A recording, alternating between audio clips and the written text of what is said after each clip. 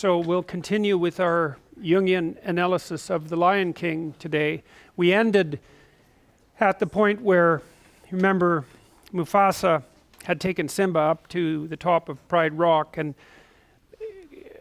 described to him the fact that his kingdom essentially constituted everything that the light touched. And you can think about that as the domain of the, roughly speaking, of the Great Father, with the domain of the Great Mother on the outside of that being symbolically equivalent to the underworld or to death or to nature. All of those things seem to be approximately equally true. And he forbade Simba from going to investigate what was beyond the confines of the light.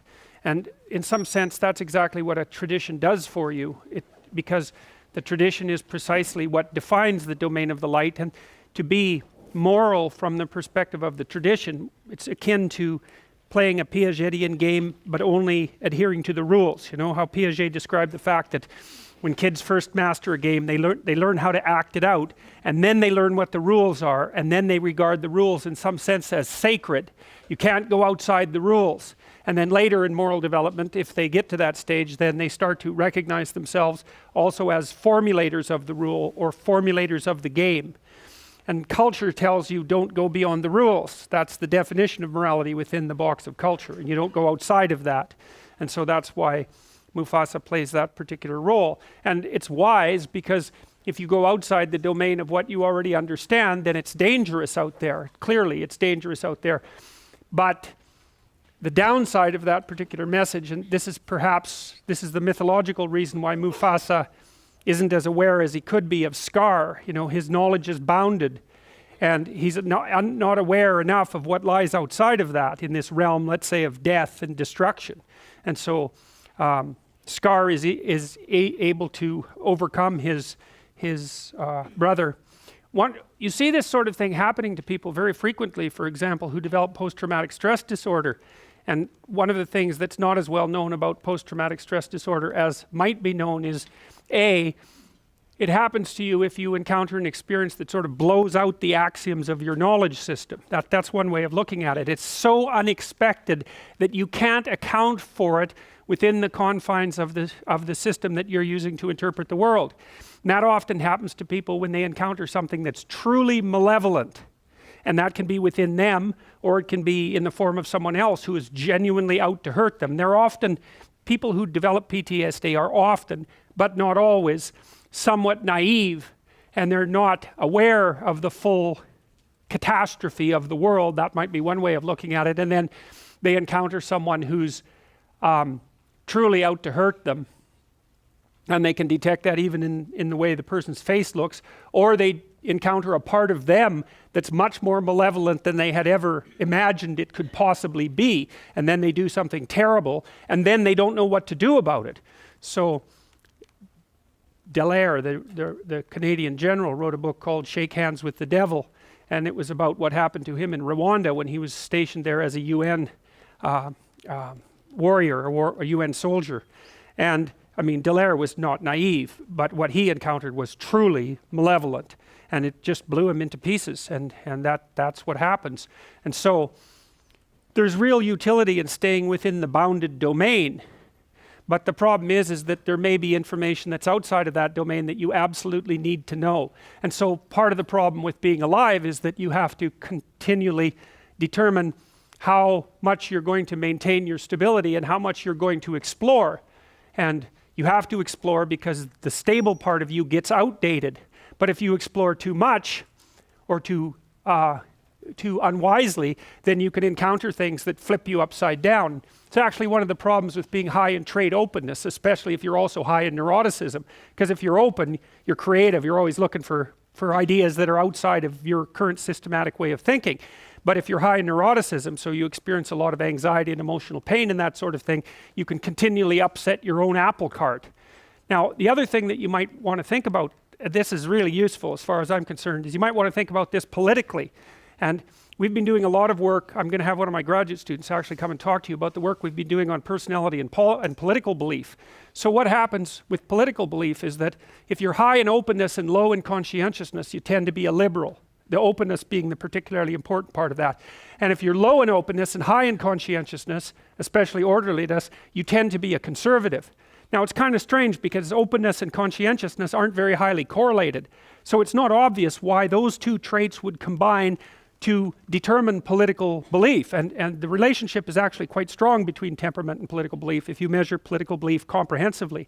But it seems to me that the fundamental distinction, and this is the political game, at least along the liberal conservative axis, boils down to one thing. It boils down to how open borders should be compared to how closed they should be.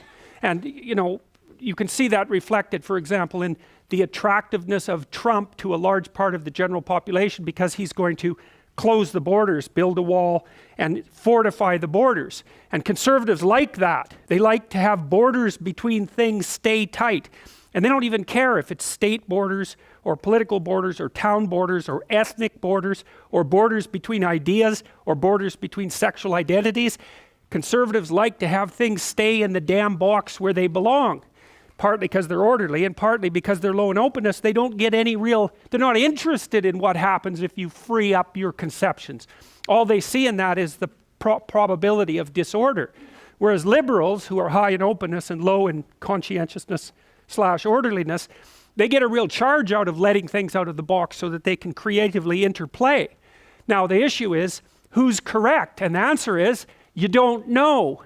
Because the environment underneath the political landscape moves. And so sometimes the right answer is tighten up the borders and fortify. And sometimes the right answer is no, loosen things up because everything's getting too static and tight and we need more information. And the dialogue that occurs in the political landscape, this is why dialogue is so important, is fundamentally between these two opposing views of borders. And because you can't say with certainty which one is right at any given time, an open dialogue has to maintain itself so that the entire political state can maneuver properly along that moving line. It's absolutely crucial. It's really, really, really useful to know that people vote their damn temperament. It gives you more of an understanding, at least in principle, of those who sit on the other side of you on the political fence. And there's been recent newspaper articles, quite interesting.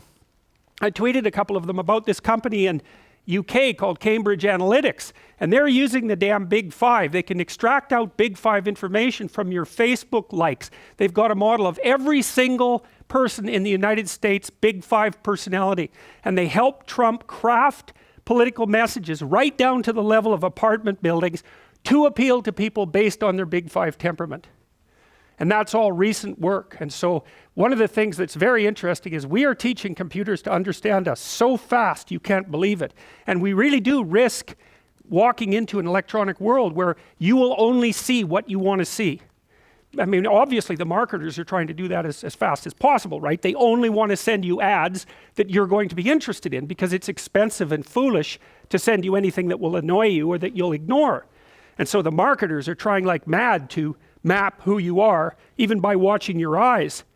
They're trying to figure out who you are so they can send you the right information, but the danger is that that'll happen, say, in the domain of news and broader information, increasing this tendency for people to be siloed in their exposure to the external world. It's sort of like each of us is becoming a micro-celebrity surrounded by electronic sycophants who do nothing but tell us exactly what we want to hear. It's a real problem. Karl Popper, a famous philosopher of science, said that one of the things that you should do, and this is akin to the Piagetian view, is you should always look for information that contradicts your current viewpoint. Now that's painful, right? Because who wants their axioms contradicted? It can take you apart.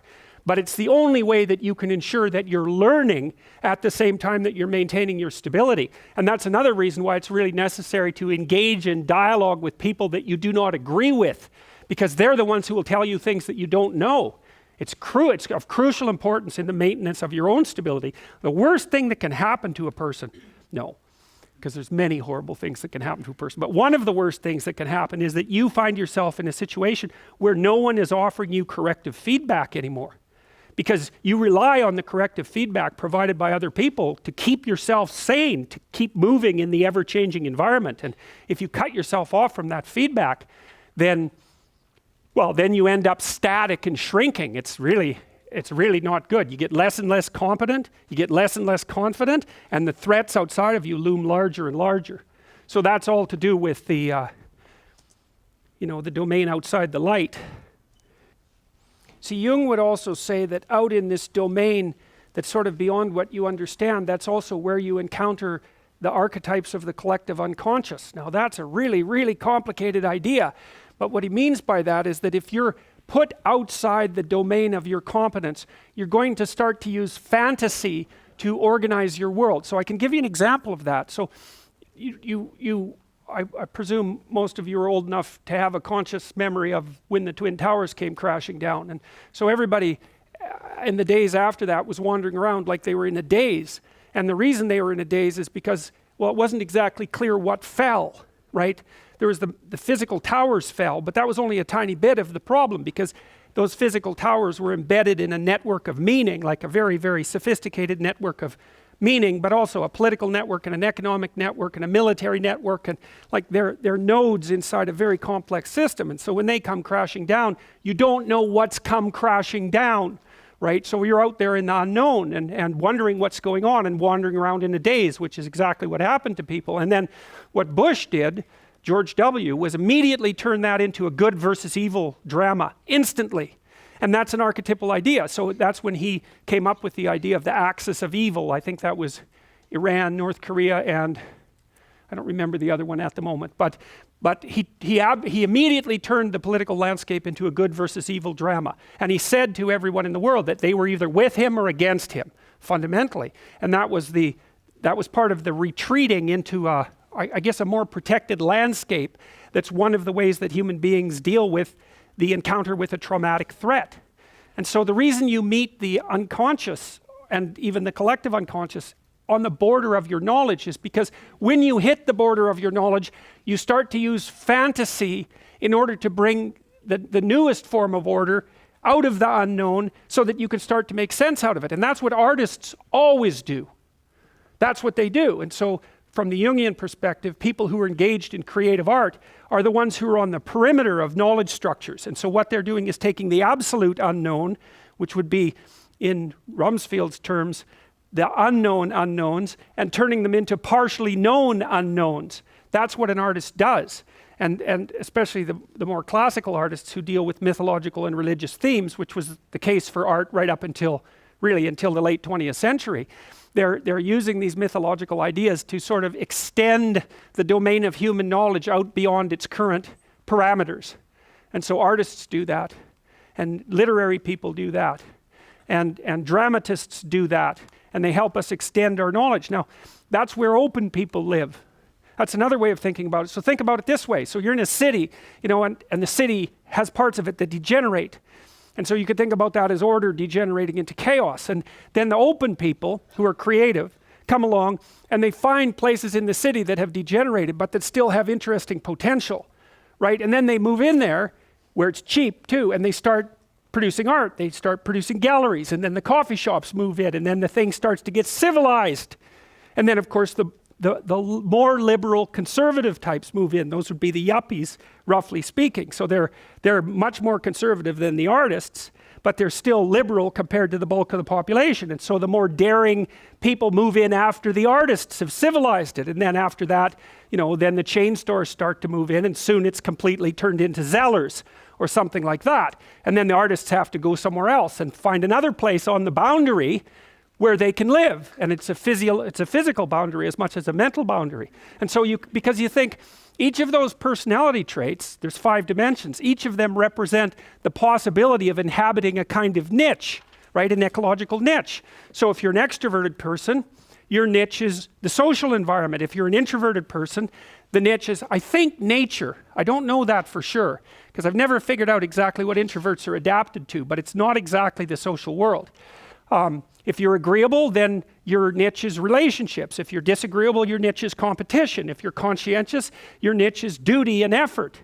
And so, those niches are partly social because so much of our environment is social, but they're also partly natural because our social being is nested inside the natural world. And so you can think about the big 5 traits as different kinds of adaptations to different kinds of niches. And that's the niche that the open exploratory types occupy.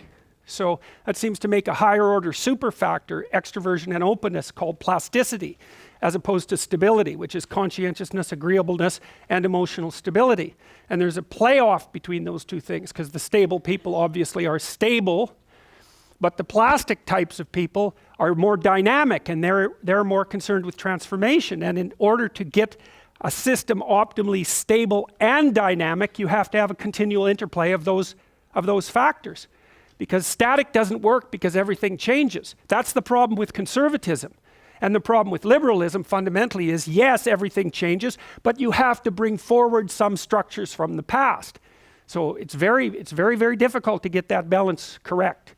So, all right, so anyways, out there in the underworld, in the place beyond your current conceptualizations, that's the place of death and nature, and it's beyond the light, and it's also the place of hell, and that's what you see here. And how do you conceptualize that? Well, one of the things you'll see, if you're interested in this sort of thing, if you ever go read the writings of the Columbine killers, the teens, they're very interesting. They're very much worth reading, especially, I think it's Dylan Klebold, who was the more literate of the two. But he tells you exactly where he went after brooding and brooding and brooding on his isolation and segregation from mankind. So he's out there beyond, he's out there in a chaotic domain, and because he's tortured by that, his thoughts take an unbelievably dark turn. Like, it's unimaginably dark. If you're interested in that sort of thing, you could read that. There's another book you could read called Panzram, Panzram, and it's a fascinating book. It's about this guy who, I think he raped 1,200 men. So that sort of tells you what sort of guy he was. Extraordinarily physically powerful and brutal and malevolent. And he was kind of a juvenile delinquent type, and they put him in a reform school, and he was not well treated in that reform school. It's sort of like the worst of the Canadian residential schools. And when he came out, he was not a happy boy. And so he spent the rest of his life trying to be as destructive as he could possibly imagine, and purely, consciously, with malevolent intent. And then, and believe me, he was pretty destructive. He kept track of the dollar value of all the buildings he burned down. He tried to start a war between Britain and the United States. Like, he was all out for all-out mayhem. His dying words that they're going to hang him, he told the guy who was going to hang him, he said, "Hurry up, you Hoosier bastard. I could kill 12 men in the time it takes you to hang me." And that's exactly the sort of person he was. And he made friends with this physician in the prison, who he thought was like the first person who ever did something nice for him, gave him $1 for cigarettes, if I remember correctly, and the physician encouraged him to write his autobiography. And so he did, and it's available. And so if you want a view, because you always think of people, you think, well, people have good intentions, that you especially think that if you're naive and agreeable. So all of you who are sitting there out there thinking people have good intentions, you're probably high in agreeableness. But that's not always the case.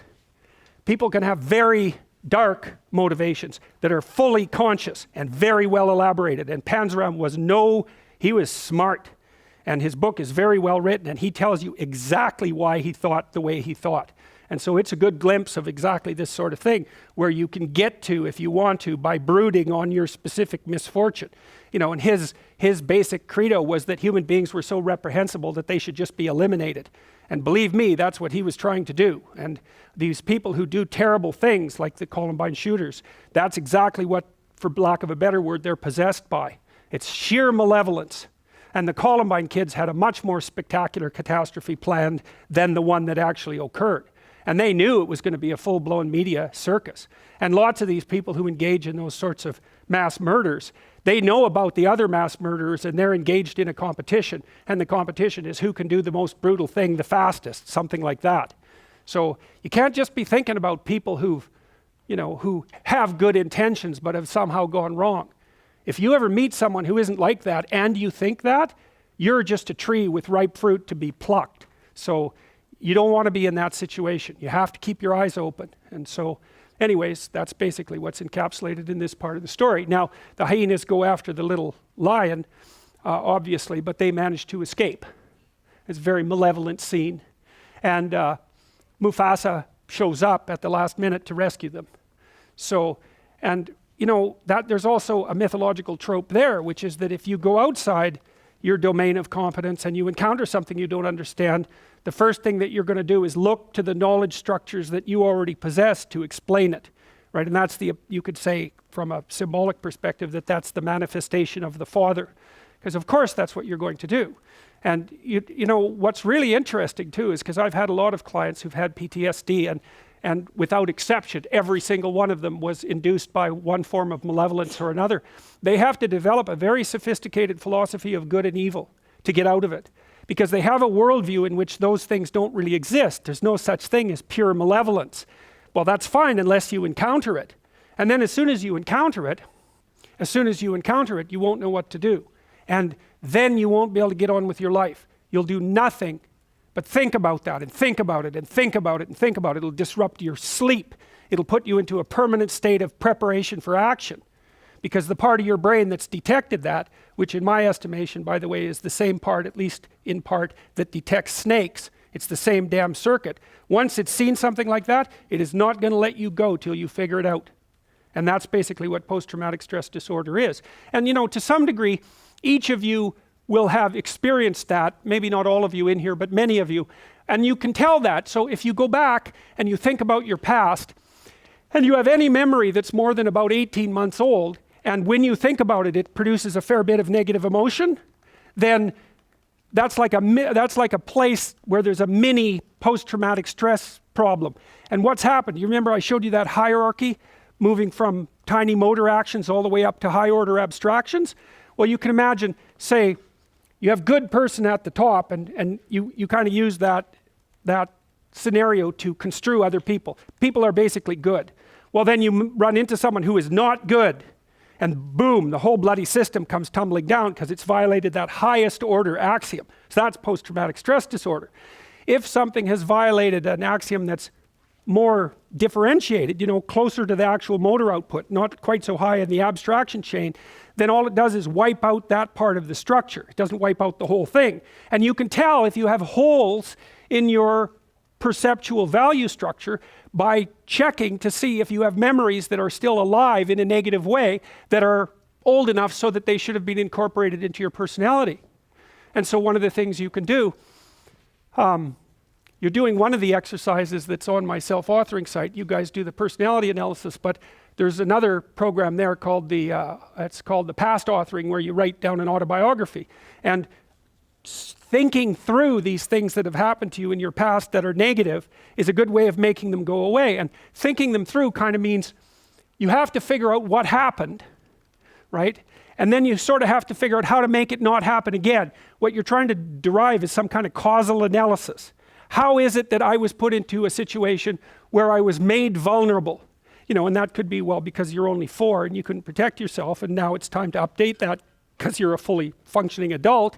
Or there may be things that you have to think through and change in your own personality, or attitudes that you've been holding on to since you were tiny. I had this client once, and she came in and told me that she had been sexually assaulted by her older brother. And she told me the story, and I kind of got the impression that maybe she was like 8 and he was like 17 or something like that. And she was about 27 when she came and talked to me. And then I found out by further questioning that she was 4 and he was 6. And I thought, she still had this story in her head of her being tormented by this older person, right? That's how she told the story. And what I told her was, well, look, another way of looking at this is that you two were very badly supervised children. Because, I mean, he was 6, for God's sake. You know, he's a little kid. That doesn't mean that what happened to her was any less traumatic, but he wasn't 17, right? The story was different than the one she had in her head. And, you know, by the time she left, after we had that conversation, it was clear that the way that she was construing the experience had radically shifted. And it's very interesting because, you know, you think of the past as fixed. And it is in some sense, but the reason you remember the past isn't to make an objectively accurate record of the past. It's so that you can use the information in the past to prepare you for the future. And your mind won't leave you alone unless that has happened. So if you've encountered something that's negative and you don't know why and you don't know what to do about it if that happens again in the future, then that will stay with you. And I think one of the things it does too is it increases your overall physiological load. There's actually physiologists who've been talking about this I can't remember the damn phrase, but you can imagine that your mind is doing something like this all the time. It's got a record in some sense of your autobiographical experiences. And what it's doing is calculating how frequently you've been successful versus unsuccessful. And the more frequently that you've been successful, the higher you are up on the dominance hierarchy. That's one possibility. So your serotonin levels go up and you're calmer. But also, it's reasonable to assume that the environment is less dangerous, right? Because that's sort of what constitutes danger. You're somewhere and you act and something you don't want to have happen happens, that's danger. And so your brain is always trying to figure out how to calibrate how anxious you should be. And one of the things it does is by sort of keeping track of your past success-failure ratio. And so to the degree that your past has been characterized by, we'll call them failures, those are situations where you do not get what you want, then your brain puts your body on constant alert. Because if everything that you've done has resulted in catastrophe, then you're somewhere insanely dangerous, and you should be like a prey animal that's ready to dart in any direction. And how much you should be a prey animal is dependent on, it's an estimate, partly your trait neuroticism, partly your success as adjudicated by other people, right? Because they'll pop you up the dominance hierarchy if you've been successful, but also partly on your record of failures and successes in the past. And so you can go back and you can find out where you have holes in the structure through which you're viewing the world. That's one way of looking at it. And you can sew those things up. And that's in some sense, that's what you're doing in psychotherapy. You know, partly it's exposure to things you're afraid of and disgusted by and are likely to avoid. That's a huge chunk of it. But if you go back into your past and you start talking those things through, it's really the same thing. It's more abstracted. So Freud, of course, was always, when he was doing his free association process with his clients, he'd find that if he just let them talk, that their speech would circle until it hit a place like that, where they were confused and doubtful. And then their speech would sort of wander around that, and then they'd have an emotional expression. That was a consequence of that. He thought the emotional expression was what was curative. It was cathartic in his terms. But later, James Pennebaker, upon whom these writing exercises I described, his research is based on that. My exercises are based on his research. He found that if you brought college students to the lab and you had them write for 15 minutes 3 times over 3 days, about the worst thing that had ever happened to them, or the worst thing they ever did, if I remember correctly, they got worse in the short term, but better in the long run. For example, they went and visited the doctor less, and markers of their physical health improved.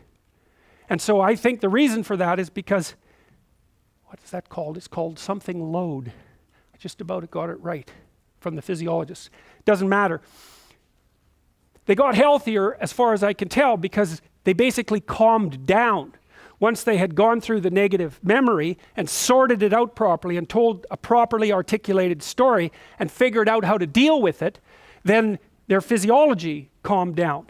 And so then they weren't as stressed, they weren't producing as much cortisol, and so cortisol suppresses your immune function, and so they were more likely to stay healthy. And so, so that's all very much worth thinking about. That's all in the domain outside of the light. That's one way of thinking about it. Now, of course, Simba and what's the girl's name? Mala, yeah. They're, pretty cowed about what has happened because they sort of stumbled stupidly out into the unknown. They stumbled foolishly out into the unknown. And this actually highlights another Jungian archetype, and that's the archetype of the trickster. And the trickster is like the Joker in the king's court. And the trickster is someone who will be or play the fool.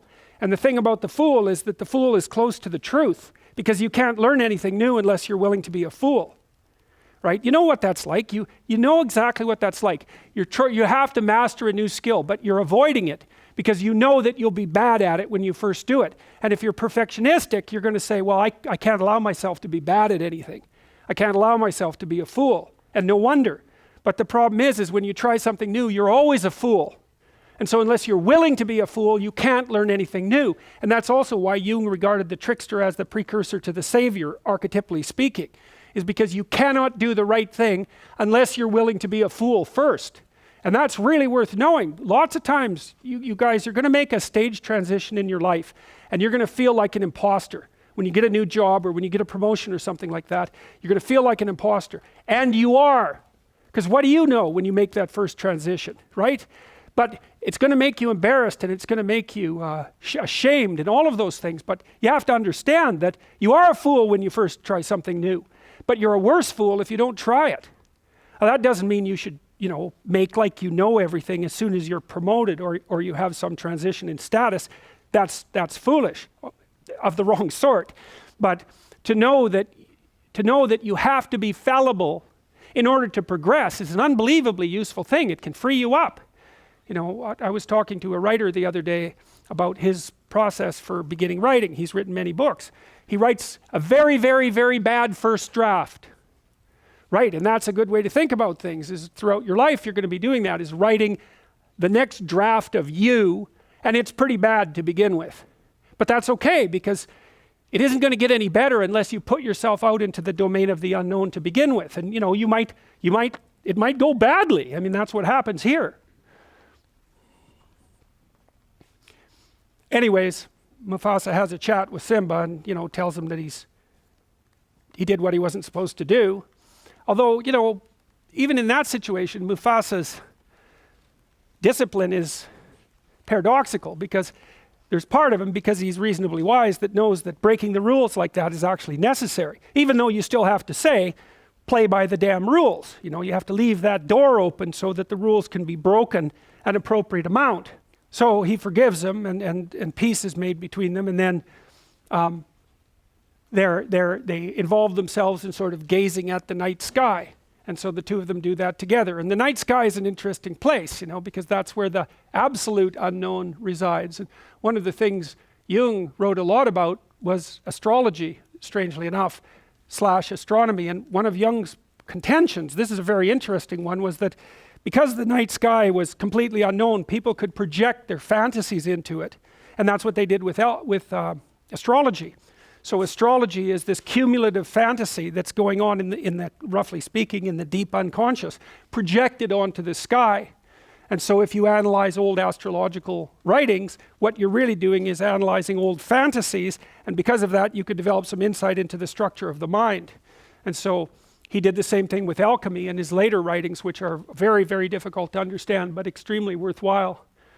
Okay, so anyways, back to the hellish domain. Now, I told you that domain that's outside of knowledge, you could think about that as the underworld, or you can think about it as nature, the negative element of nature in particular. And so I mentioned that one element of that is hellish, and that's exactly what the movie explains next. It does exactly that. We go back out to this domain that Scar, the adversary, or the negative king, that's another way of looking at him. This is the domain over which he rules. And so you can see him there surrounded in fire. Same idea as the hyenas surrounded by fire earlier, although this is green fire and smoke, which I think is even worse.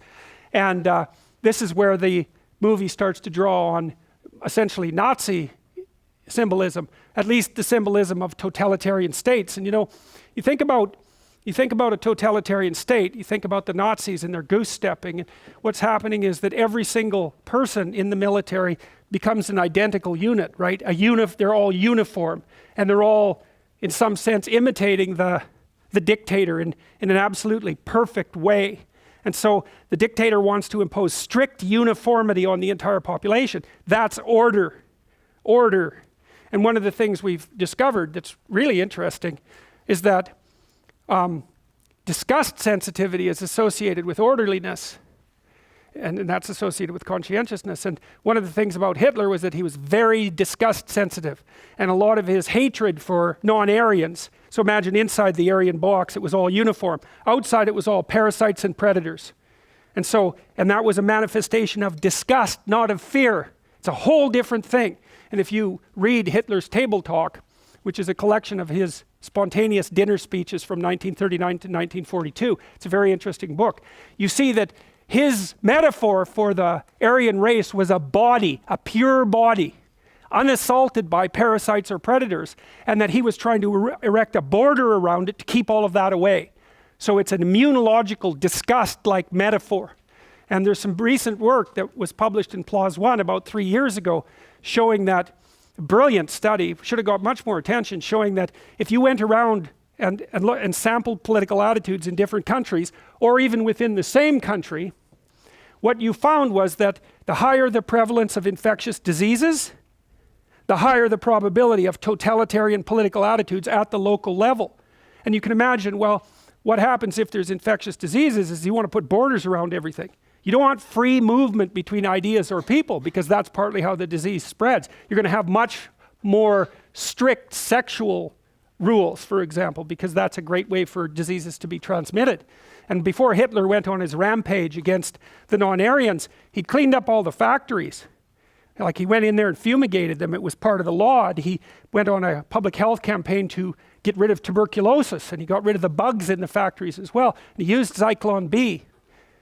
That's an insecticide, and that's the gas that he used in the gas chambers eventually. So first it was the bugs in the rats, and then it was people who were, then it was euthanasia. That was the next move, and forced euthanasia.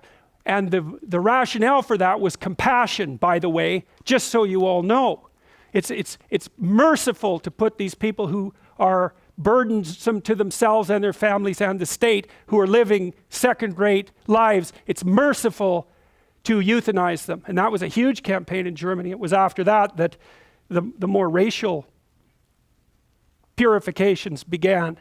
And so that's the disgust thing. That's unbelievably important. It's because lots of times people think that conservatives are more anxiety sensitive than liberals, and that's why they're closed in terms of their ideas, but that doesn't look right. First of all, conservatives are less neurotic than liberals, although the effect isn't that big. So it doesn't look, and they actually are, they score higher in measures of well-being. The most unhappy people are liberal men, by the way. So, but you know, people are often accused, if they're conservative, of being fearful, and that's why they, you know, suppress other people's viewpoints, but that doesn't look right. It's low openness and high orderliness, and that looks like it's associated with disgust, and that looks like it's associated with something called the extended immune system, which is the proclivity of people to keep themselves away from potential sources of contamination.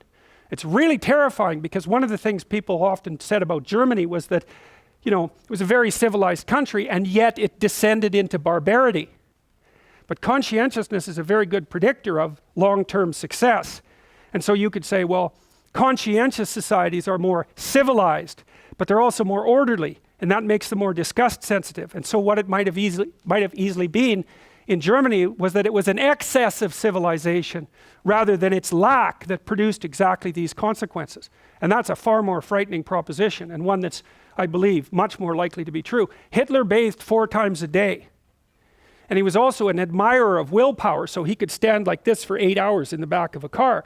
And the thing about conscientious people is they're very willpower oriented.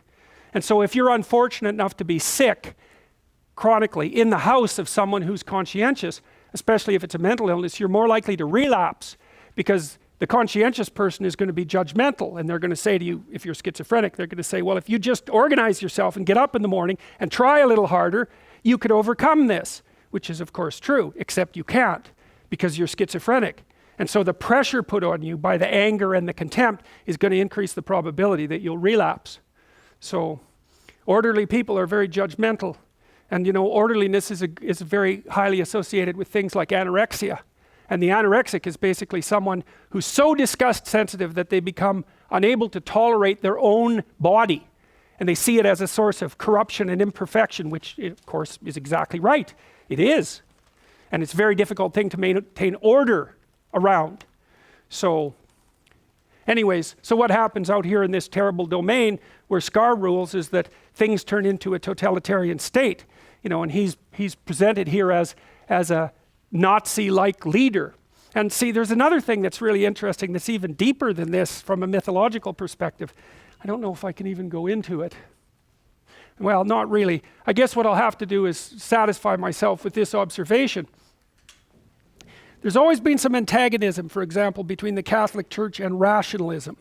And everyone knows that. It's a very long-standing antagonism that sort of runs its way through at least the last 1,000 years or so of Western civilization. And the people who regarded Catholics as antithetical to science take the Catholics to task for that, and describing it as prejudicial and superstitious, and fair enough. But there's something else going on there that's more important, and that's the observation, and this is at a deep level again, the observation that rationality has one big problem. So it can easily become arrogant and believe in its own theories.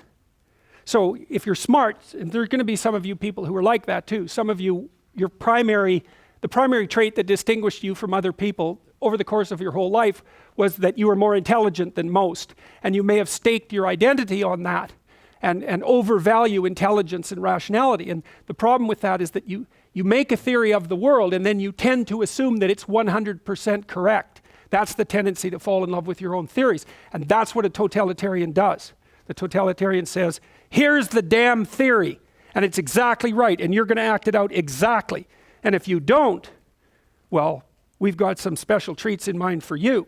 And one of the most terrible things that I encountered while reading about totalitarianism, and this was even more true of the Soviet Union under Stalin, was that the true believers, and there were many of them, were in a terrible position because according to their own doctrine, they're already involved in the process that was going to bring utopia to mankind. The problems had already been solved, but many of them were still suffering terribly as individuals. But if you're a totalitarian believer in utopia, your own suffering becomes heretical, right? Because your suffering is an indication that the damn theory isn't correct. And so then you're in a terrible position because you either admit that the theory isn't correct and fall apart because of that and maybe face terrible punishment as well, or you have to separate yourself from your own suffering and lie about it fundamentally. And of course, that's exactly what happened in places like the Soviet Union, where everyone lied about everything all of the time, to themselves, to their family members, to their friends. The entire system was completely permeated by lies.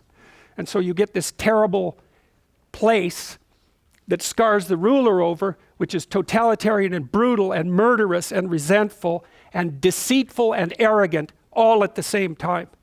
And that's brought about.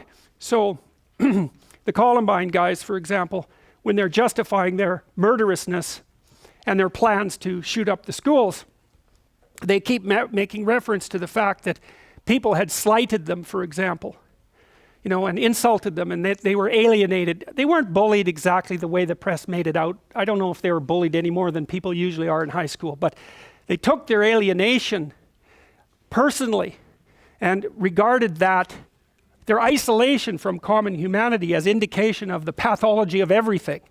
And then they went out to destroy. And that's exactly what this sort of thing represents. That's the uniformity. And you see, he's got this kind of vicious grin on his face, which is malicious and pleased all at the same time. There's no fear in that. It's quite the opposite. And there's another image of, using what's essentially imagery of hell, which everyone understands, strangely enough. And that associates him with the crescent moon. And the crescent moon is, well, it's a symbol of darkness and the underworld fundamentally. So, all right, so anyway, we see the underworld, we see that which lies beyond the light, and in there we see a fragment of that that's basically hellish. And all of that's incorporated into the story. And everyone understands that when they see it. Even without, I would say, the overt references to Nazism. Okay, so now Scar has a plan. He's going to kill the king, and he's going to do that by putting what the king loves in danger. And so Scar, feigning sympathy, has enticed Simba down into this ravine, and Scar's minions are going to cause a wildebeest stampede, right? So a mindless stampede to put Simba in danger. And so that's what happens here. The wildebeest start to march into the ravine, and everyone is making a Scar tells Mufasa that Simba is down in that ravine and entices him down there, and so they're all off running to see if they can save Simba.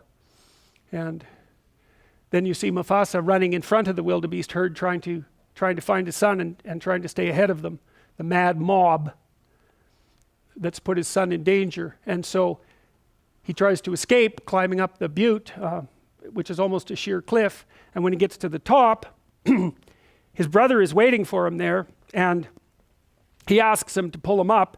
And Scar basically, before he kills him, indicates that he's betraying him and puts his claws into Mufasa's paws and throws him off the cliff. And so that's that, and it's a sad part of the story. It's a hard part that's very hard on kids because the father has died, and it's a rare kid who won't cry about that scene in particular, where you see Simba very upset and his father dying. Now, this is a hard part of the story to interpret, and I don't know if it's because of my lack of ability to interpret or because the story takes a weird twist here, but there is this confusion in the story about whether Simba's an innocent victim who's set up for the murder of his father, or whether he actually bears some guilt for it, and he's broken some rules and so on, so he's not exactly placed in the position of innocence, but of course he's also been set up by Scar. In any case, Scar tells him that it's his fault, pure and pure, and that because of that he's going to have to leave. He's going to have to be banished beyond the kingdom. Now,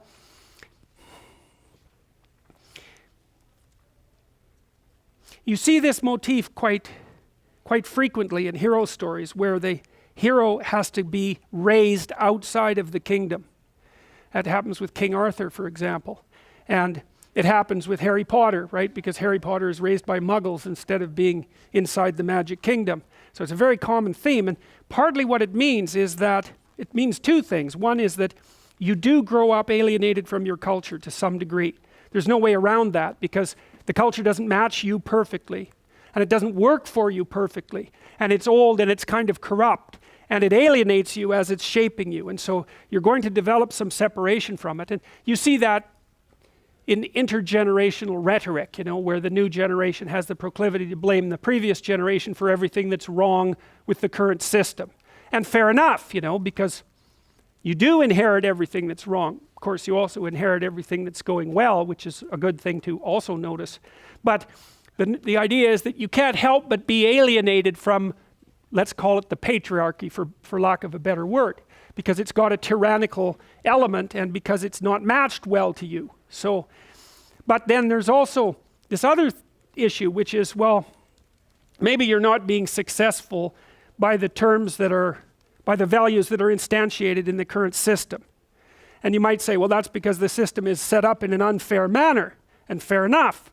But it's also possibly because you're just not very good at acting out those values, right? So part of the reason you get alienated from your culture is because the culture is corrupt.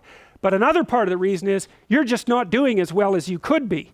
You're not playing by even your own rules properly. And so you get alienated and you're unsuccessful because of your own inadequacies. And so the movie plays both of those. It's obviously Simba is set up, but there is an intimation that he's not entirely blameless as well. Anyways, he's very broken up about this, and no wonder. It's also partly a story of the emergence of adolescence, because when you're a child and you're ensconced right inside the familial framework, then you sort of exist within that system of rules like you would under the Piagetian scheme. But when you become an adolescent, then there's much more of a proclivity to break free and to start breaking rules. And so that's also akin in some sense to the death of the father. And that's a necessary developmental stage. Anyway, Scar comes down into the ravine. It's all foggy now because that goes along with the sort of murkiness of death, and tells Simba that it's his fault and that he's going to have to leave. He's going to have to leave the kingdom of his father, which makes sense now. His father's dead, so how are you going to, once your father has died, how are you going to stay around in his kingdom, so to speak? So, and then Scar tries to get these hyenas to go track Simba down and kill him. So, and Zazu goes back to tell all the rest of the lions that Mufasa is dead and that Simba has disappeared. And then Scar takes over Pride Rock. And so what's happened now is the malevolent element of the king has obtained control over the state, right? And so this is the king, the wise king wasn't paying enough attention. That's one way of looking at it. And so the malevolent part of the state has now got control. This is a very, very old idea. I've traced it back at least several thousand years in its representation in stories. You can see it in Egyptian mythology, for example. So the idea is that as the social structure builds in complexity, it offers you the protection of a functioning complex system, but it also becomes increasingly likely to turn into a tyranny. And because it's more and more powerful, the fact of its potential for tyranny becomes more and more of a danger. And so then the question is, well, what are the factors that encourages it turning into a tyranny? And one factor would be the wise part of it is not paying enough attention to the malevolent part of it. And you could say that's true at the state level, and it's also true at the individual level, right? You have to watch your own proclivity to upset yourself and other people, and take that into account and pay careful attention to it, because otherwise it can gain control, especially because you're going to avoid looking at it. And one of the characteristics of the wise king who gets overthrown by the tyrant is that he has an evil brother and he won't pay enough attention to him. He avoids, he doesn't look. And so the evil king gets the upper hand, and that's what's happened here. And so notice now he takes possession of Pride Rock, not in full daylight, right? But at night. So that ties his rule into the rule of unconscious processes and malevolence. All right, so Simba runs away from the kingdom out into the desert. Now why is that? Well, you remember, and maybe you don't know it, the story of Exodus, when Moses takes the Hebrews out of Egypt, they end up in a desert. Well, why? Well, it's because when you leave a kingdom, no matter how tyrannical, you still fall into disorder. You're out in a place that's desert. There's no civilization there. You know, that's what happened to Iraq after the Americans went in. You know, the Americans, the neocons, were all convinced that the Iraqis would welcome them with open arms and there would be this smooth transition to democracy. Same idea in Libya. It's like, no, that's not what happens. What happens is the state devolves into a desert chaos. And maybe then you can make order, but probably not. And so Simba has left the kingdom, and the first thing that happens is he damn near dies in the desert. And so, you know, if you have an old belief system and it's not working very well and you abandon it, well, good for you, because you're out of the old belief system, but now you're nowhere. One of the things that happens to alcoholics, for example, and other drug addicts as well. So imagine that you're trying to stop drinking. All right, fine. Maybe you have to undergo some medical treatment so when you first stop, you don't die of seizures, because that often happens to people who are addicted to alcohol. So, and they get Valium or something like that from a doctor to see them through the first bits of, what do you call it? Of sobering up. And so they get through it, and then maybe 2 weeks later, they're not physiologically dependent on alcohol anymore. The same thing is true of cocaine. But if you take them back and you put them in their environment, say they go back out of the treatment center, back into the normal world, they start drinking or using right away again. And the reason for that is that, well, let's say you've been an alcoholic for 20 years. Okay, first of all, that's all you do for entertainment. You drink. And all your friends are alcoholics, right? And so, if you're going to stop drinking, not only do you have to rid yourself of the physiological addiction, but you have to completely learn a new way of living. Because what do you know? You have to get rid of all your friends because they're all drunks, pretty much. Or if they're not, they're at least people who are facilitating your drinking. So you have to build a whole new social network. You don't know how to amuse yourself because, of course, the way you've done that is by going to the bar, sitting at home drinking. And so there's a huge hole in your life. You abandon the previous pathological mode of adaptation. But that just leaves you with nothing. And then you have to rebuild that thing from scratch. It's extraordinarily difficult, and that's why so many people fail when they're trying to overcome a major addiction. So, all right, so anyways, Simba's out there in the desert. He's left his family and the comforts of home, and he's discovered by Pumbaa and, what was the little rat's name? Timon? Yes, he's a meerkat, right? Which are very cool things. And they discover him, and this is sort of his transition into adolescence, and he kind of finds, and this is, I would say, more typical of the male transition into adolescence, because females, of course, hit puberty so much younger. The males who aren't very attractive when they're young, and just starting to undergo puberty, they're not very attractive to females. They tend to clump together in gangs and manage the transition over it could be 7 years. So, and that's what happens here, is Simba joins this little gang of, these guys are all right, but, they're a little on the primordial side, you might say. One of them is basically just a walking gastrointestinal tract, and the other one is, he's not so bad, but he's like, a foot high, really, what good is he? And so he's got some second-rate companions out here past the desert, but he's out of childhood now, and now he enters the adolescent world. And what happens here is that very quickly in the film, he goes from being a little cub to a full adolescence, and there's about a 5-minute transition, and so it's the next stage in his development. And now he's out there in this paradise, which is kind of strange because adolescence really is no picnic. But the idea here is that he really doesn't have any responsibilities, right? None. And that is one thing about adolescence is, and even the stage of life that you guys are at, is you have lots to do, but you're not really responsible for anyone other than yourself.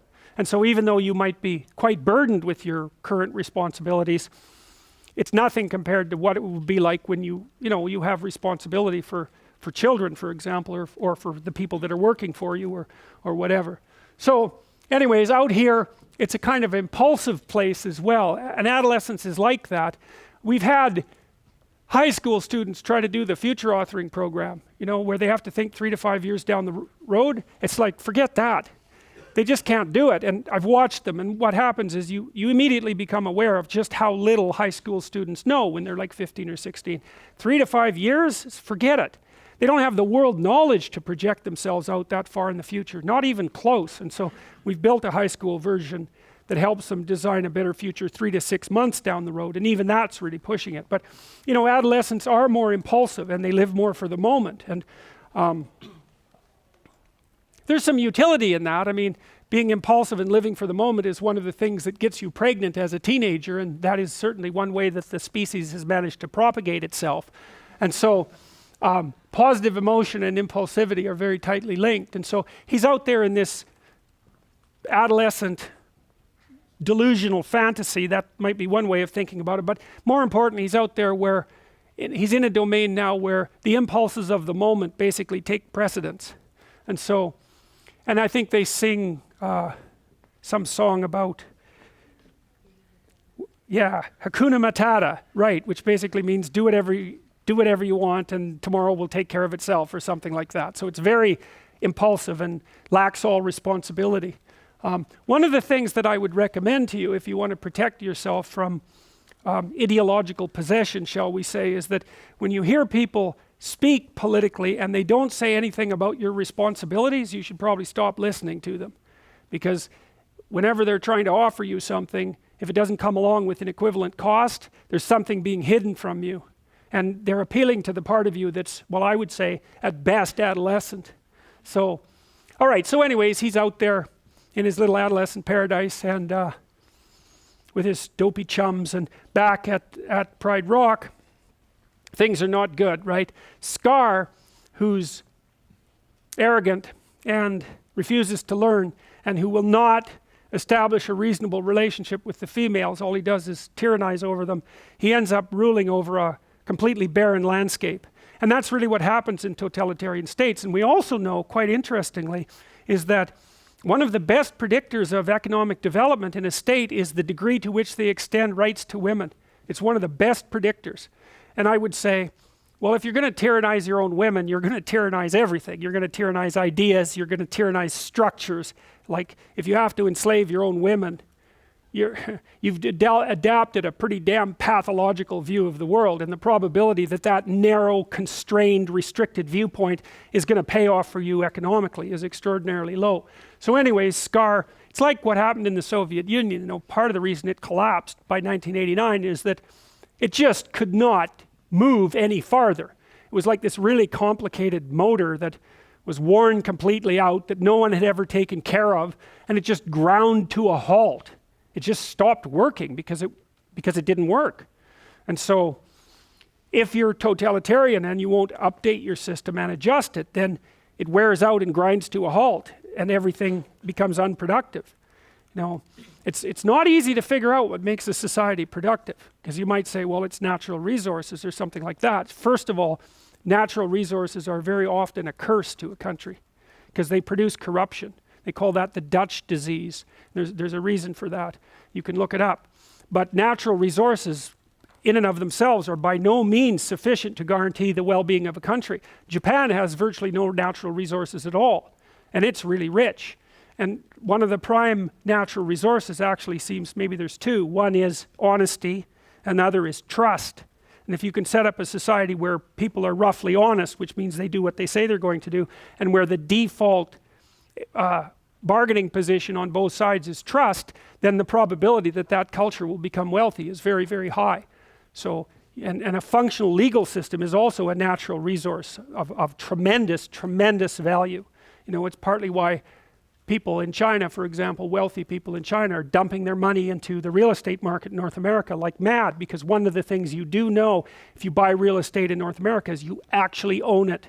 It's still going to be yours 20 years in the future, 30 years in the future. There's no doubt about that. And so that fact of ownership is embedded in the functioning legal system. And that's what gives those sorts of properties crazy value. You know, much to the problematic situation for all of you people who are, at some point, most of you are going to try to buy property in Toronto, and that's really going to be entertaining. So now look, the other thing about Scar is he's got the little bird locked up, right? That's the vision of the king. Well, he doesn't want to know anything. He already knows everything. So why does he need this stupid bird flying around telling him what's going on? The last thing he wants to know is what's going on. Yeah. Stalin, I mean, God, you gave that guy bad news or good news, he was going to have you killed. It kept the bad news to a minimum. And that's a real problem, right? Because if you torture people who bring you bad news, then you're never going to learn anything. Well, you don't have to if you already know everything anyways. And so that's the situation here. Well, his little minions, the hyenas, are getting pretty unhappy because they haven't had anything to eat. And the reason for that is they've just stripped the landscape bare, right? I mean, and I read at the demise of the Soviet Union that something like 10 to 15% of the entire landmass of the Soviet Union had been rendered permanently uninhabitable by industrial pollution. So, you know, and that, I don't remember if that included Chernobyl, you know, where that terrible nuclear accident took place, but there were massive domains of devastation in those countries that, you know, will take hundreds of years to fix. So anyways, when Scar rules, everyone starves. That's a good way of thinking about it, or everyone dies, but that's okay because that's really what he's after anyway, so that works out quite nicely. Now back out here in paradise, I mean, look at him. How pathetic can you get? Look at the expression on that creature's face. You know, he's sated like someone who's just eaten a gallon of ice cream, and he's got this pathetic, self-satisfied, naive, clueless, unconscious grin on his face, which the animators did a very nice job of capturing. Like, that's a complicated expression, and you just want to slap him. And that's exactly what should happen, and that's exactly what does happen. So anyways, he's out there being unconscious dingbat. Well, his society is degenerating, and that's bloody well worth thinking about, because that's an archetypal trope, right? It's like things are sinking around you. The question is, what are you doing about it? You know, are you just staying in kind of a blithe unconsciousness because you can get your next meal, or are you going to wake up and do something about it? Well, that's the call of the self. So now we go back to Rafiki here, and he knows what's going on in the kingdom. He's a symbol of the self. And he also has some inkling that Simba is still alive. So the son of the king is still alive, despite the fact that the land has become ruled by a tyrant and the son is absent. He's still around somehow. And so from the Jungian perspective, there isn't much distinction between the self and the child. The self is the sum total of all possibility, and the child is possibility itself. And so let's say you've become an adolescent, you're all cynical, right? And everything's falling apart around you, which is the typical state of human beings, right? Because adolescents are cynical, generally speaking, and everything's falling apart around them, generally speaking. And so what do you have to do in order to do something about that? Well, one is you have to be drawn by the call of wisdom, and the other part is that you have to rediscover that part of yourself that's a childlike part, that's associated with the sun and associated with that early, you know, the early exposure of Simba to the sun. You have to find that again, and then trust that some childlike exploration and a bit of manifestation of faith might get you to the next place. And so that's what's happening here with the little, the baboon in the tree and the drawing. So anyways, he knows that Simba's alive now, and so he goes off to find him. And meanwhile, Simba and his dopey companions are out hunting for bugs, because he's a lion, he shouldn't be eating bugs, for crying out loud, but they're easy. And so you see this scene where Pumbaa goes after this bug, and then another lion shows up and chases him. So she's going to kill him and eat him. And see, that's an interesting thing, because one of the things that happens, I suppose you could think about this, one of the things that happens in late adolescence is that the formation of male gangs is often broken up by the proclivity of one or more members of that gang to get involved in an individual romantic relationship. And so the idea that the female lion is the carnivore, the female is the carnivore that will devour the group, is exactly right. And so what a girl will do often if she's in a relationship with somebody like a young man or an older adolescent is she'll try to separate him from his dopey friends. And no wonder, why wouldn't she do that? Because he does have dopey friends, and it'd be better for him if he could get beyond them. And so anyways, they're pretty freaked out about this. And so then Simba goes out and has a fight with this lion to protect his dopey chums, and I'm sure you don't need any explanation about what that means. And they have this huge fight, and Nala, who it turns out to be, pins him. And so that goes back to the beginning of the story, where when he first encountered her, she pinned him all the time. She's an anima figure, right? And now what she does immediately is shame him. So he's an anima figure in part. She's an anima figure in part because she actually does shame him, right? So she's the gateway to higher consciousness. She makes him self-conscious, and rightly so. But she's also a psychological figure, because imagine that when a young man is establishing a relationship with a young woman, and he's enamored of her, he's falling in love, he projects an ideal onto her, and that ideal is going to be partially fulfilled by the relationship, the degree to which is unspecified, and sometimes it'll collapse completely. But he projects an ideal onto her, because otherwise he wouldn't be attracted to her, and then the ideal judges him, and so that makes him feel all self-conscious and useless, which is useful because he is useless and should feel that way. And so it's part of the impetus to growing up. So, and of course, you need necessity in order to mature you, because to mature is to take on responsibility, and you're not going to feel that impetus unless adopting the responsibility has some sort of payoff. And women tend to mate across and up dominance hierarchies, so they tend to actually like men who are useful. And so if they encounter a man who isn't useful at all, that's exactly what's going to happen. They're going to not be happy about that in the least. And no wonder, and I think the reason for that, it's an economic and a biological reason. The reason is that women are in the position of having to take care of infants primarily. And an infant is a very heavy load. And so even a woman who's extraordinarily competent is going to find herself substantially limited in her possibilities if she has an infant. And so then she's looking around for someone who'll pick up part of the load. It's perfectly reasonable. And you're not going to pick up part of the load if you're completely useless. And so it's in the woman's best interest not to have 2 children, roughly speaking. So anyway, she pins him. And then he's all resentful about it immediately, because she's calling him on his stupid friends and the fact that he's out there gallivanting impulsively in paradise when there's real problems to be solved. And so look at him, he's all resentful and useless and feeling put upon and picked upon, and you got to slap him again fundamentally. And she's just completely stunned by that. It's like, and tells him, where's the Simba I used to know, right? He's a little doubtful about the whole situation there. The animators do a very nice job of this part of the movie, because one of the things you see is that his eyebrows are always pointing up in the middle, whereas his father's eyebrows were pointing down in the middle. And so that's the difference between this, which is sort of like things are happening to me, and this, which is more like I'm imposing my will on things, and that's an immature face, and the animators capture that brilliantly.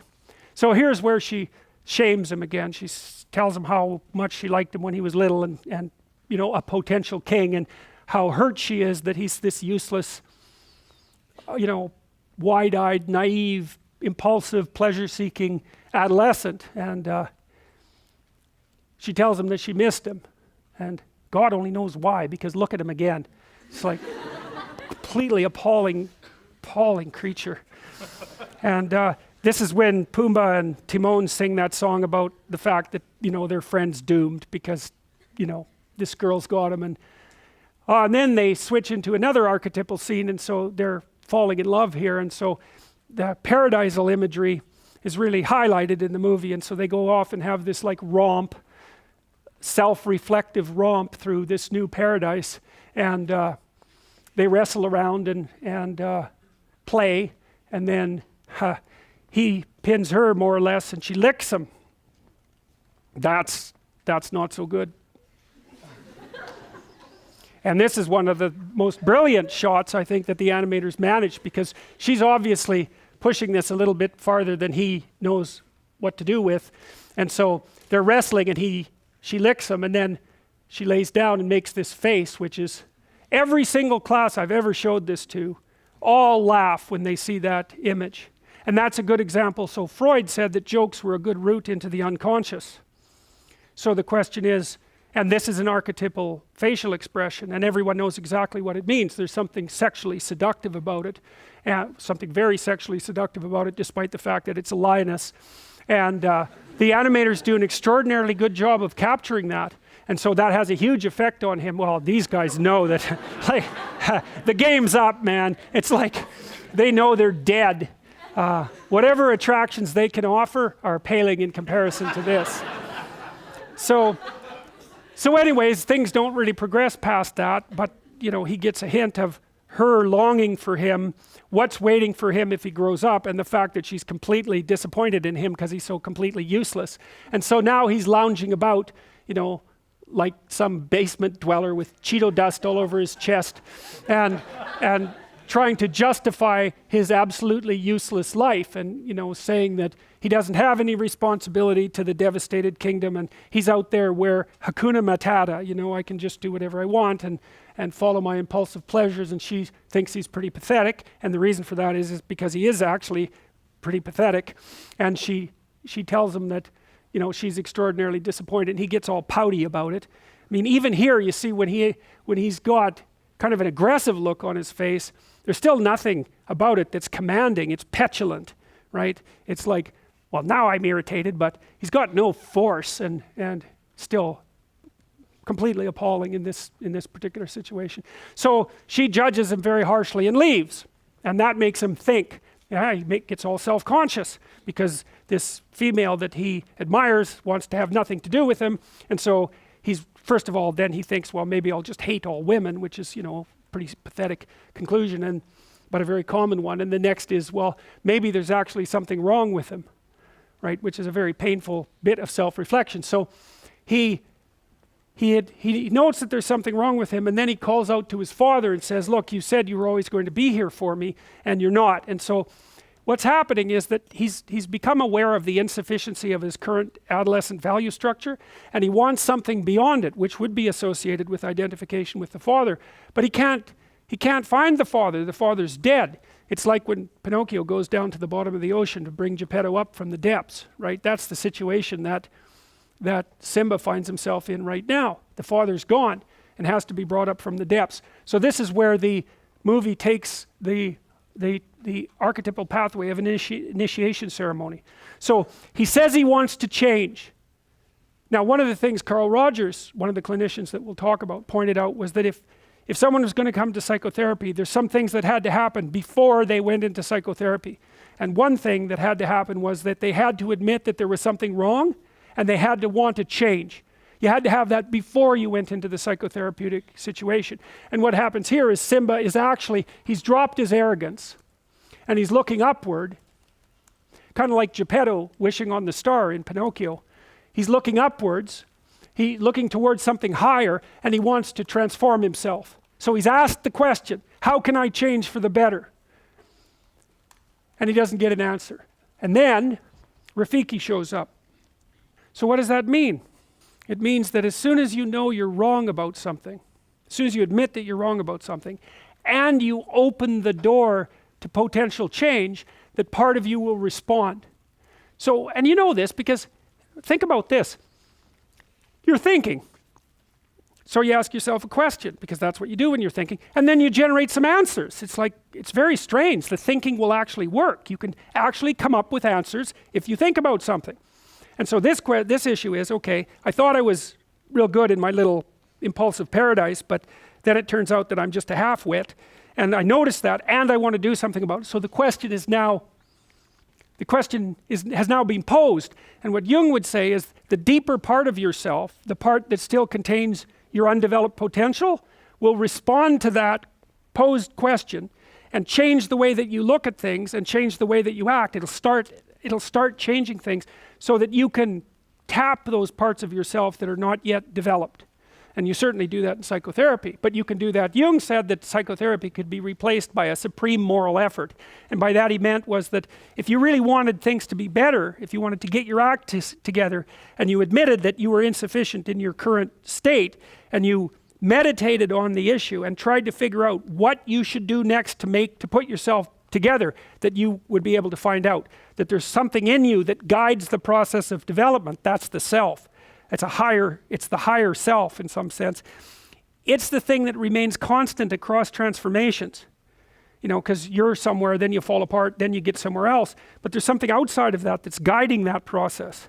And that's also the self. That's what you could be. And you can communicate in some sense with what you could be.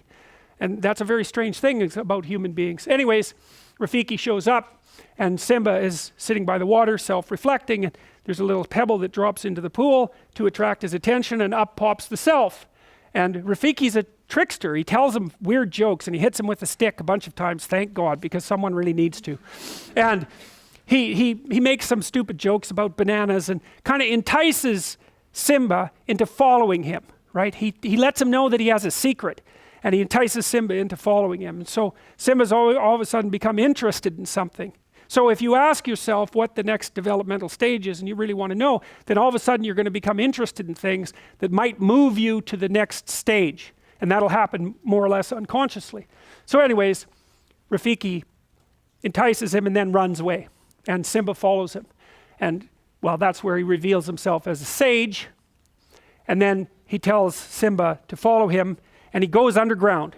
And this is the initiation scene, right? Which we talked about at the beginning of the class. This is the descent into the underworld. And it's a prerequisite to radical personality transformation. So anyways, he goes through this horrifying underground tunnel system where everything's all tangled up, which is, you'll know if you ever fall into chaos, that everything down there in chaos is tangled up. It's a tangled mess. And and there's horrifying music going on in the background, and he goes deeper and deeper until Rafiki says he finds a pool in the middle of the chaos, a deep pool, and that's another symbol of the self. It's the deep unconscious. There's something down there that's alive that can be drawn up to the surface. And so Rafiki shows him the pool, and Simba, who's quite terrified at this point, looks in it, and the first thing he sees is he only sees himself. He only sees his own reflection, and Rafiki says, look deeper. Now you see what the animators do here. It's very cool. So there's Simba, and there's his reflection, but you see that is already half his father, and you look at the difference in the eyebrows and the look. So there's a tightness of jaw and a firmness of face that's starting to manifest itself there, and that means that he's starting to see the man he could be beyond the adolescent. That's a good way of thinking about it. And then all of a sudden, well, there, you know, that's a whole different face, right? That's a seriously different face. That, everything's going in, and that, it's like, get out of my way, because things are going to happen around me. Very judgmental as well. So it's not naive by any stretch of the imagination. But, you know, we know his father's a good guy, and so there's something archetypal about this. And so he sees the man he could be reflected back to him, and then that actually becomes a cosmic event, and we switch up to the sky instead. And so Mufasa manifests himself basically as a solar deity, and he tells Simba that he's forgotten who he is, which is the son of a king, and that he should remember that and start acting like it. And that's an archetypal idea. So if you're just a useless adolescent, then you've forgotten who you are. And the consequence of that is that the state is going to fall fall apart around you, and you're not going to do anything to fix it, and you're not going to be good for anything, and no one's going to be able to rely on you, and you're going to be all whiny and resentful. And then after that, it even gets worse. And so that's basically what Mufasa tells him. And so Simba is like blown away by this vision, right? Because he sees what he could be and also what he's not, which is pretty damn horrifying. So anyways, the storm, so to speak, clears, and Rafiki comes up, and Simba's a lot more thoughtful and not quite as whiny and resentful anymore, and Rafiki leaves. And so Simba now knows what he's supposed to do. He's supposed to stop being useless and take on the moral requirements of setting the kingdom straight. And so he runs back across the desert. There's all sorts of impressive music happening, and then he comes back to his kingdom, and it's not looking so good. And that's the consequence of his abandonment of it. That's a big part of it. So now it's dead, but also his abandonment of it to nothing but malevolence and chaos. And so he's pretty taken aback at what's happened, and that he exaggerates his guilt, or it should anyways. And Nella shows up, and they decide they're going to do something about this. So in the meantime, Simba's mother is complaining about the fact that there's no food in the kingdom anymore, and that they've gone as far as they can, and Scar doesn't want to hear this, so he attacks her, and Simba decides to go to war. And so this is where he wakes up, and he's willing to encounter the shadow at this point. And so he confronts Scar, and Scar's very concerned about this because actually Simba's looking pretty impressive now, and he thought he was dead besides. And so he tries to use treachery and whininess and subordination to excuse himself, but he's planning to overthrow Simba nonetheless, to resist him. So he tells Scar to leave. He's going to banish him to the nether regions outside of the kingdom, like Scar did to him. And Scar basically refuses. And then a storm gathers, right? And lights the dead wood around the rock on fire. So we have another kind of descent into hell scene here. Very common in Disney movies, this notion of the hero fighting the evil force on the edge of something that's burning. It's quite a common motif. You see it in Sleeping Beauty, for example. So they have a big war, and Scar ends up putting Simba in the same position that Mufasa was in, and then he whispers to him that he killed his father. So Simba's been thinking all along that it was only his fault, and it is sort of his fault, but he didn't know that there was a more archetypal theme playing out in the background, which is that societies are always endangered by malevolence, always, and that's independent to some degree of Simba's decisions and his lack thereof. Anyway, Scar tells him because he thinks he's won, and that energizes Simba to have this sort of final battle. He leaps out from the pit, and they have a big fight, and he pins him, basically. And the female lionesses come to his aid, and Simba tells him that, again, that he has to leave. And so they have a big fight. That's a particularly good bit of animation. So there's a real demonic aspect to Scar there, sort of king of hell imagery. But he loses. And then he blames his minions. He blames the hyenas for everything terrible that's happening, forgetting that they can hear him. And then he falls off the cliff, and the hyenas go in and finish him off. So it's a pretty brutal ending for poor old Scar, eaten by his own minions. And then Scar's dead, and Simba has won, and so the rains come immediately. And so what does that mean? Well, it means that when proper order is restored in a kingdom, then everything starts to flourish again. And so the rains come, and then while it's raining, Simba climbs up to the top of the rock, and now he's completely mature, right? The pathetic facial expression disappears entirely, and he straightens himself up because now he's full of serotonin after having defeated good old Scar, and all the lionesses are roaring, and he climbs up Pride Rock, and they roar at him, which is good. They're tough, and he's tough, and they're showing their teeth. It's not a society of naive and harmless creatures. It's something that's got some bite. And the rains come, and then the next thing you see is the restoration of the kingdom. And so basically what that means is that if the individual is willing to confront their own shadow and then to take on the malevolent forces that continually undermine society, then harmony can be restored and everyone can do well. And so then we have a return to the beginning, right? And so Simba and Nala are now a couple, along with Pumbaa and Timon. And they have a baby, and Rafiki shows up and does the same thing. He's going to present the baby to the sun and have all the animals bow again, and that's the end of the movie. So that's all packed.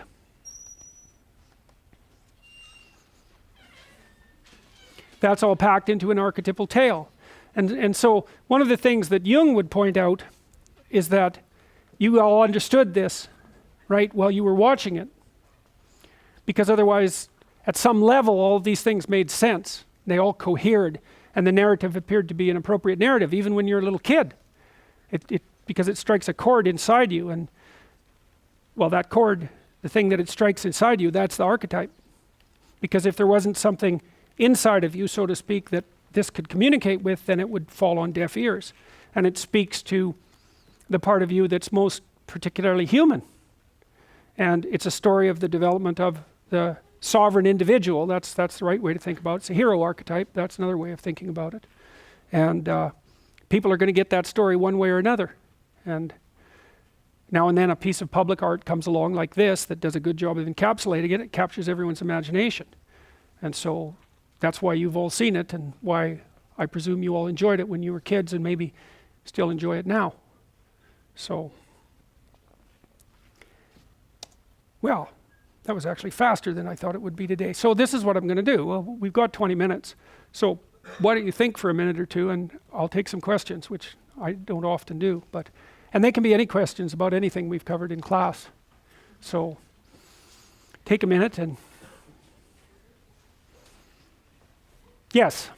This is a question about archetypes. It's like, I have this feeling, sometimes you watch a movie and you feel like you know the character, but it's not exactly that character. Like, what comes to mind is, Gandalf from Lord of the Rings. Like, it feels like you know that sort of wise old man,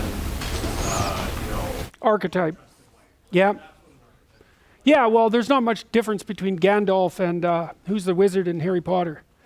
Dumbledore. They could be the same guy. It's right. And so, well, that is precisely the indication of the existence of an archetype. It's like, and a movie, one time a student asked me, well, if there are these archetypes, why don't we just tell the archetype over and over? Why do we need fiction, for example, which is like a bridge? If there's individuals here and the archetype is up here, at a high level of abstraction, fiction sort of fills the gap between them. And so what you want is a story that's archetypal so that you understand its basic structure, but you want enough variation and specificity so that it's new and interesting and also applicable to you. So you have to humanize the archetype to some degree, otherwise it's so abstract you can't relate to it. And good stories really do that. They bridge the gap, and some of them are more personal and less archetypal, but if they're completely non-archetypal, there's nothing about them that captures you. It doesn't have any force. And then if it's too archetypal, well, it gets to be too abstract and you can't relate to it. So good fiction writers and good purveyors of dramatic entertainment, we think about it as entertainment, are really good at occupying that middle position. So, yeah. And they reveal the archetype through the individual. That's one way of thinking about it. And that keeps it fresh. And one of the things that Jung pointed out too was that you're going to be manifesting archetypal patterns of behavior in your life whether you know it or not. Even when you do something like fall in love, because that's going to be a very particular experience for you, but it's also a very common experience at the same time, right? And romance is older than people. That's one way of looking at it. I mean, because sex is older than human beings, and so you're in the grip of something that's really ancient, but at the same time, it's really personal. And so a good novelist or a writer of fiction is able to capture both the personal element of that, to show the transpersonal within the personal. And in some sense, your destiny, proper destiny from a Jungian perspective, is to consciously express an archetype. And so it would be the archetype, there's a bunch of them, but one of them would be the archetype of the hero, and you're supposed to manifest that in the conditions of your own life. So that makes the archetype real in the conditions of your own life. And Jung would also say that when you're doing that, your experience will manifest itself as meaningful.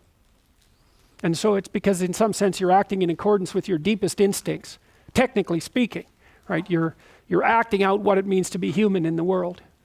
And you're going to find that meaningful. So, yes? I have a question about the shadow.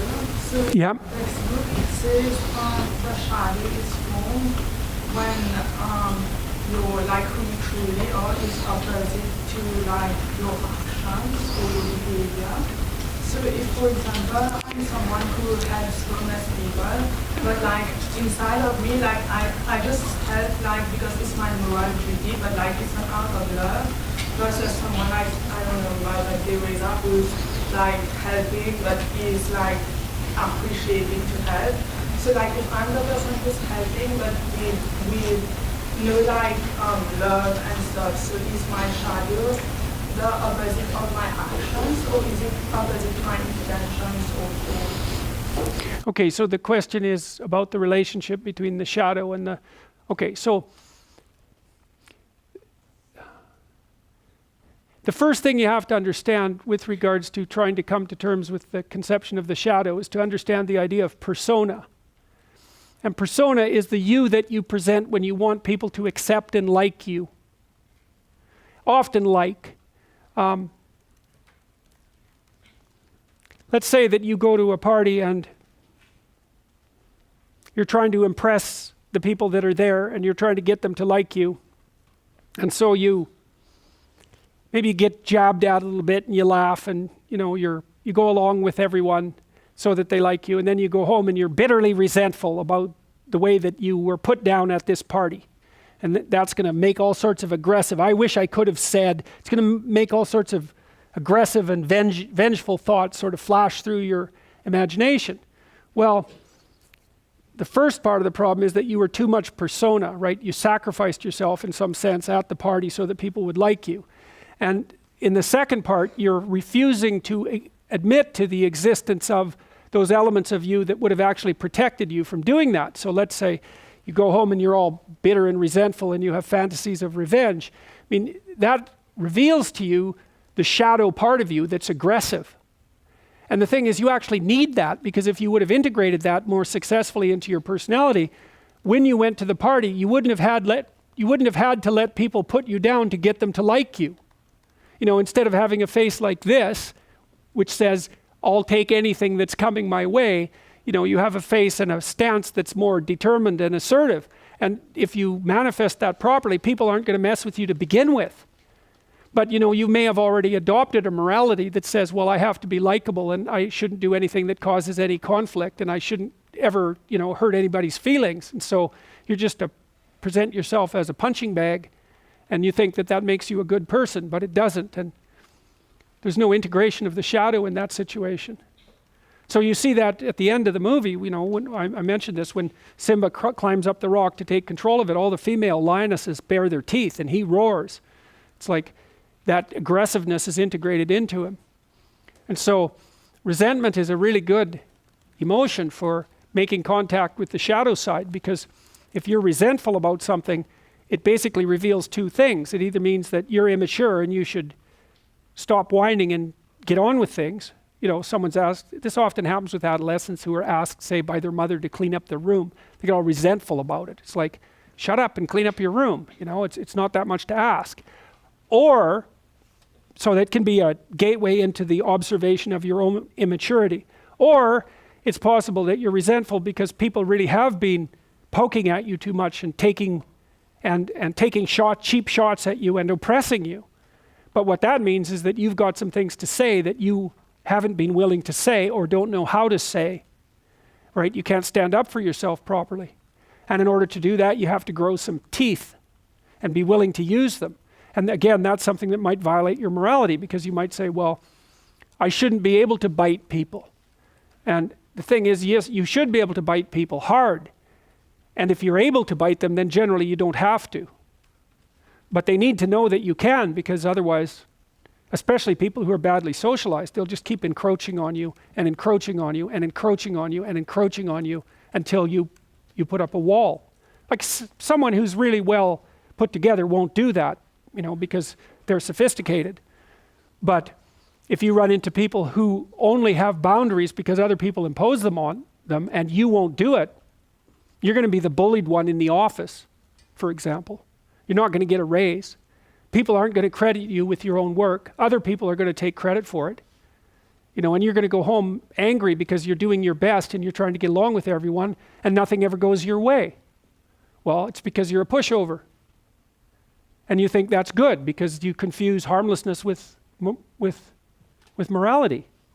It's not right. Just because you can't do any damage doesn't mean you're moral. It just means you don't have the capability for mayhem. And that makes you a pushover. I mean, the Jungian stuff is very, very dark, It's very dark because his notion of what constitutes a moral human being is much different from the typical view. He really thinks you get that horrible side of yourself integrated so it's up there where you can use it. Because otherwise you're dangerous. You can't say no to people and you'll go along with the crowd. And then if the crowd does something particularly pathological, which it's liable to do, you won't be able to resist it. You won't have the strength of character. And so then you'll fall prey to crowd pathology. And it'll be because you're too agreeable with a shadow resentful side that the crowd and its murderous intent is going to act out. So, yes. I've heard you say that archetypes are the Yes. Can you elaborate on that a little bit? So the question is the relationship between archetypes and the idea of memes. Well, that's a complicated one. So Richard Dawkins was the guy who originated the idea of meme, and his notion was that you could produce an idea or a set of ideas that had the capacity to propagate across minds for whatever reason. It was catchy, let's say, like a song that gets stuck in your head. And that he called those memes, which was sort of a play on the idea of genes. So there are these stable sets of ideas that can be transferred across minds. Well, I've often thought when I was reading Dawkins that if he would have kept thinking, he would have turned into Carl Jung, because an archetype is a meme, but it's a really, really, really deep meme. So you can imagine that an idea has been around for so long, and that people have acted it out for so long that it's actually become part of the landscape that does the selection. So think about it this way.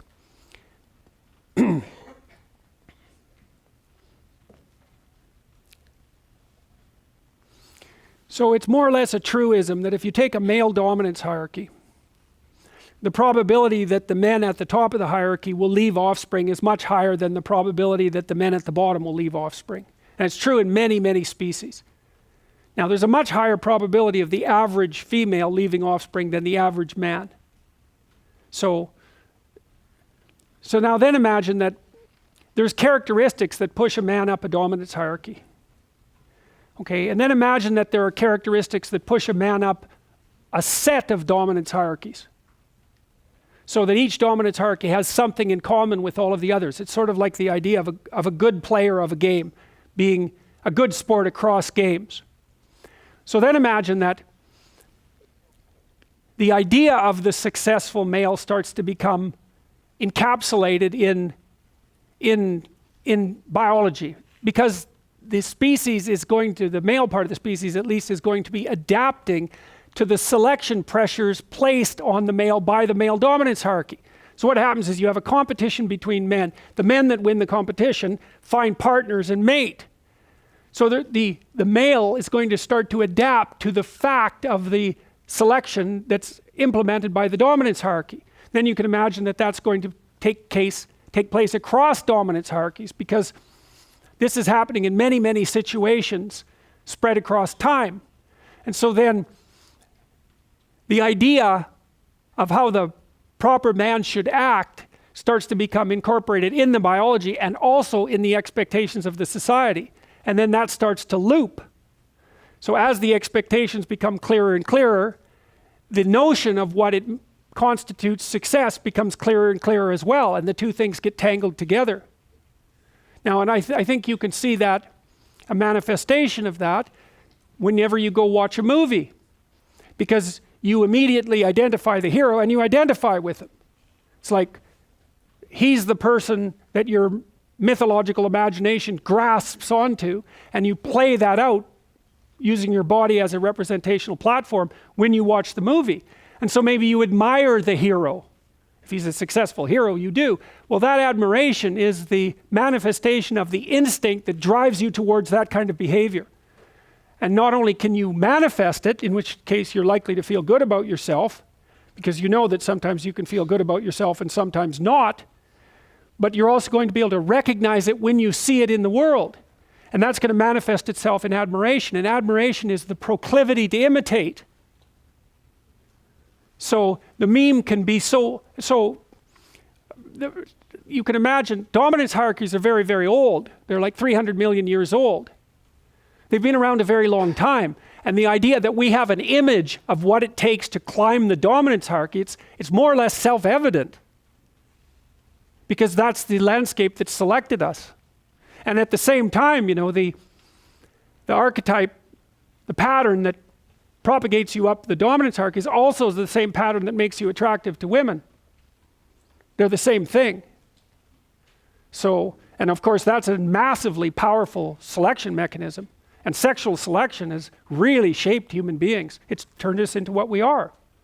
And that's an interesting thing too, because, you know, this is one of the things that really bothers me about the emphasis of evolutionary scientists on randomness.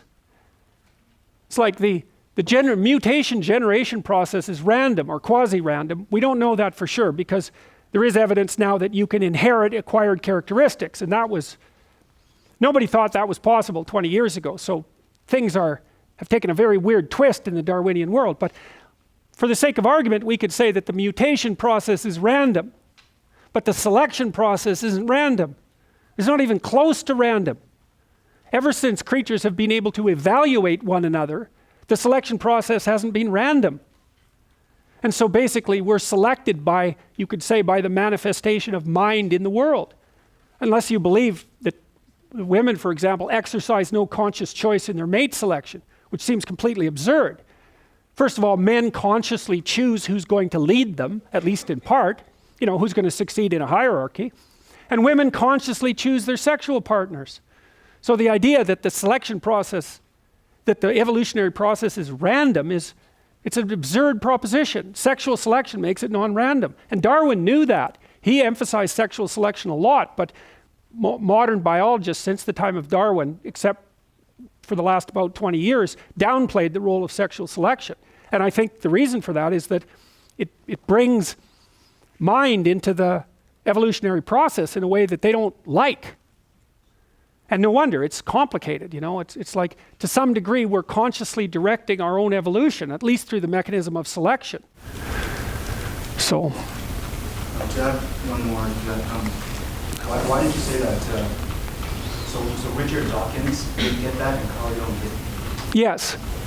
Yes, well, Dawkins just thought of memes as something that he never thought about them as something that could last long enough to play a role in selection itself. You know, he thought about them more as parasitical cognitive entities, I would say, that just sort of floated on the surface of the mental landscape. He never grappled with the idea that a meme could be something that could last for hundreds of millions of years, roughly speaking. So, we got time for one more question if anybody has. Yes? Hey, you said the most unhappy people are liberal men? Yes, from a political perspective. Like if you divide people by their political affiliation, it looks like liberal men are the most unhappy. It just happens to be the case. Do you have any idea why? They're higher in neuroticism. I think the openness probably contributes to it as well, but we don't, and also possibly the low conscientiousness. When my graduate students come in, or one of them anyways, we're going to talk about this in some detail, because she's going to tell you, because we've also looked at the personality predictors of political correctness, which is extraordinarily interesting as well, because it doesn't really seem to fall exactly on the liberal-conservative continuum. So we'll talk more about that when we get into the Big Five part of the course. Okay, good. We'll see you on Thursday when we're going to do a speed review of Freud.